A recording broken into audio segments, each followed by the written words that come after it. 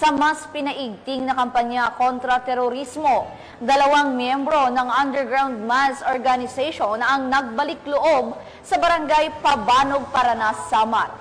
Tinutukan niya ni Patrolwoman Kimberly Flores.